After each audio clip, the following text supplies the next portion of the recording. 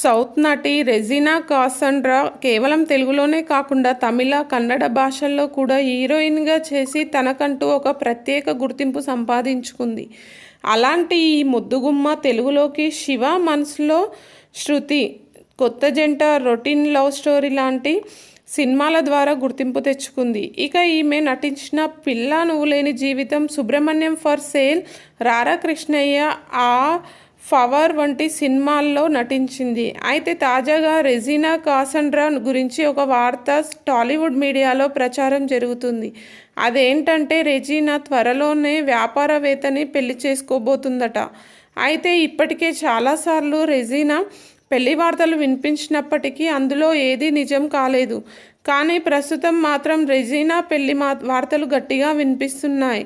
అయితే గతంలో సాయిధరమ్ తేజ్, సందీప్ కిషన్ వంటి హీరోలతో రెజీనాకి ఎఫైర్ వార్తలు వినిపించాయి. అయితే నటి రెజీనా సాయిధరమ్ తేజ్ని పెళ్లి చేసుకోబోతుంది అని కూడా ఓ సందర్భంలో వార్తలు వినిపించాయి. కానీ ఇందులో ఏదీ నిజం కాలేదు. ఇక వీరి మధ్య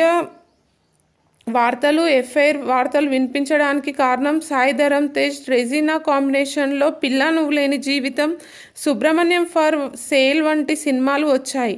అంతేకాకుండా నక్షత్రం సినిమాలో రెజీనా కోసమే సాయిధరమ్ తేజ్ గెస్ట్ రోల్ చేసినట్లు కూడా వార్తలు వినిపించాయి.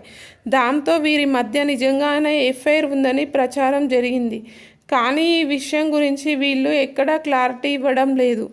అలాగే రెజీనాకి సందీప్ కిషన్తో కూడా రిలేషన్ వార్తలు చక్కర్లు కొట్టాయి.